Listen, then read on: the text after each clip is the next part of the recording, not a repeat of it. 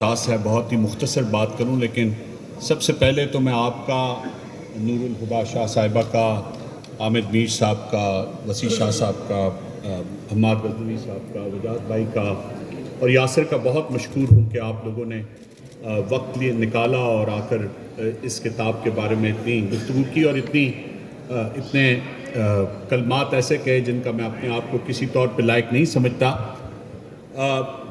بہرحال میں یہ بھی ضرور چاہوں گا کہ آج یہ موقع، نوجوان کافی تعداد میں موجود ہیں، تو میں اس موقع کو ضائع نہیں کرنا چاہتا، اور اس سے پہلے کہ میں کوئی چیز پڑھ کے سناؤں، ایک چھوٹا سا پیغام آپ لوگوں کے لیے میں یہ دینا چاہتا ہوں کہ کسی بھی ایسے بیانیے کو جس کی بنیاد کسی ایک طبقے سے یا کسی ایک پیشے سے نفرت پہ ہو، اس کو کبھی بغیر دیکھے، سوچے اور سمجھے قبول نہیں کرنا چاہیے۔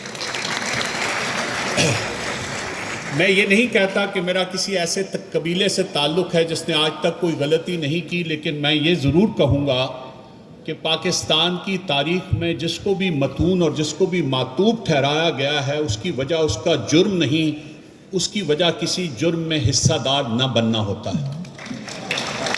اور اگر آپ یہ چاہتے ہیں کہ آپ اس غلطی کا شکار نہ ہو، اور اگر آپ یہ چاہتے ہیں کہ آپ کو تاریخ کا صحیح ادراک حاصل رہے، تو تمام لوگوں سے میری یہ درخواست ہے، اور خاص طور پہ اپنی سے کم عمر کے لوگوں سے، کہ کتاب پڑھنے کی عادت ڈالیں۔ چاہے وہ کوئی کتاب ہو، چاہے آپ کو کسی موضوع سے محبت ہو، کہ کوئی بھی چیز آپ کو پسند آتی ہو، آپ کو شاعری نہ پسند آتی ہو، آپ کو نثر نہ پسند آتی ہو، آپ کو سیاست کی، تاریخ کی کوئی کتاب پسند آتی ہو، میری آپ سے درخواست ہے کہ روزانہ پڑھنے کی عادت ضرور ڈالیں۔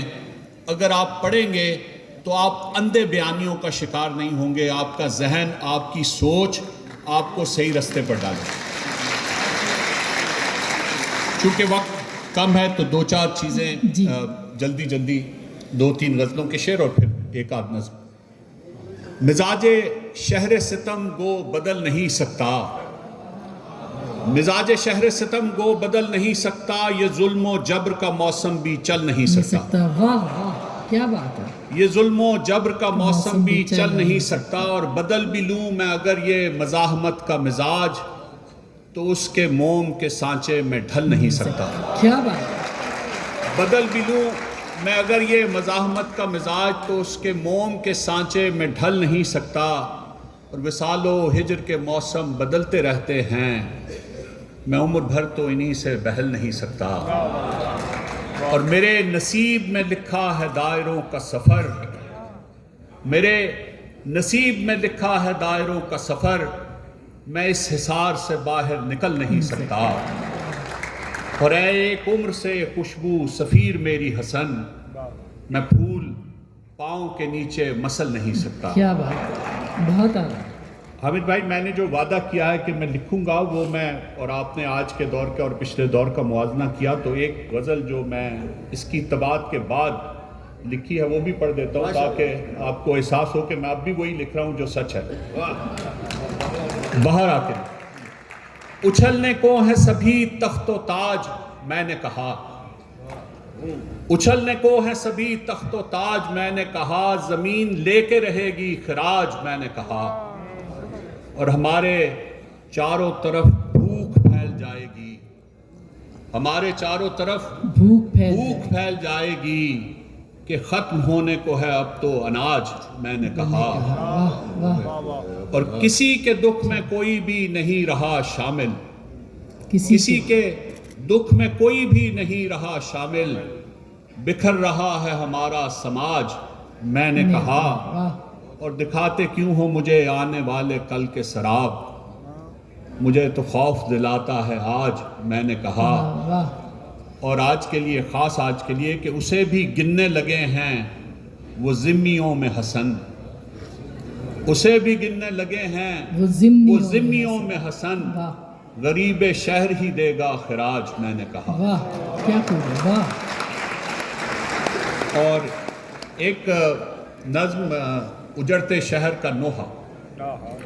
سنو، ہمارے شہر پہ آسیب چھا رہا ہے، ہماری گلیوں میں اور محلوں میں خوف پاؤں جما چکا ہے، हमारी सुबहों की रोशनी हमसे छिन गई है, हमारे सर पे हर एक जानिब रिदाए जुल्मत तनी हुई है। हम अपने पुरखों के सब मुहासिन गंवा चुके हैं, हम अपनी नस्लों की सब विरासत लुटा चुके हैं, हम अपने होने के सब हवाले मिटा चुके हैं। हमारी सांसों पे जबरो जुल्मत के दायरे हैं, हमारे शायर सुखन को गिरवी उठा चुके हैं। हमारी तारीख के कलमगर भी आधे सच को ही अपनी मंजिल बना चुके हैं। हमारी सोचों के जाविये भी बदल गए हैं, हमारे लहजे से और लुगत से मिठास, उल्फत के और मोहब्बत के सारे सीगे निकल गए हैं। हर एक लम्हा, हर एक लहजा हम एक दलदल में धंस रहे हैं। मेरी ज़मी के मजावरों को कोई बताए कि वक्त हाथों की मुट्ठियों से उसी तरह से फिसल रहा है कि जैसे साहिल पे रेत पैरों के पानियों से निकल रही हो। मेरी ज़मी के मजावरों को कोई बताए कि वक्त हाथों की मुट्ठियों से उसी तरह से निकल रहा है कि जैसे साहिल पे रेत पैरों के पानियों से निकल रही हो, कि जैसे यखबस्ता शब अपने मुहीब दामन में मौत को लेके चल रही हो, कि जैसे आंखों की पुतलियों से, कि जैसे उंगली की सारी पोरों से जान यकदम निकल रही हो। मेरी ज़मी के मजावरों को कोई बताए कि लोग तकसीम हो रहे हैं। मेरी ज़मी के मजावरों को कोई बताए कि लोग तकसीम हो रहे हैं, तमाम रिश्ते भी और ताल्लुक भी अपनी तौकीर खो रहे हैं। उन्हें बताओ कि अब परिंदों के झुंड सारे दियारे हिजरत को चल पड़े हैं। हमारे आंगन में धूप ऐसी कड़ी पड़ी है कि अपने साए ही जल गए हैं। दरख्त शाखों को, खेत पानी के रस को जैसे तरस गए हैं। हमारे शहरों की तंग गलियों में जैसे फाके ही बस गए हैं। और उन्हें बताओ कि सारी खलकत दुहाई देने पे आ गई है। और यही पैगाम है कि उन्हें बताओ कि सारी खलकत दुहाई देने पे आ गई है। सो इससे पहले कि खून नाहक हमारी गलियों की और मोहल्लों की नालियों से निकल रहा हो, सो इससे पहले कि खून नाहक हमारी गलियों की और मोहल्लों की नालियों से निकल रहा हो, और इससे पहले कि घर तुम्हारा भी जल रहा हो, अमान दे दो, अमान दे दो। वाह वाह, बहुत बहुत खूब, बहुत खूब, बहुत खूब, बहुत खूब, बहुत। फिस्तायत का हर जवाब सिर्फ अल्फाज में है और इनकार में है, तो फिस्तायत का ये इनकार जारी रहेगा।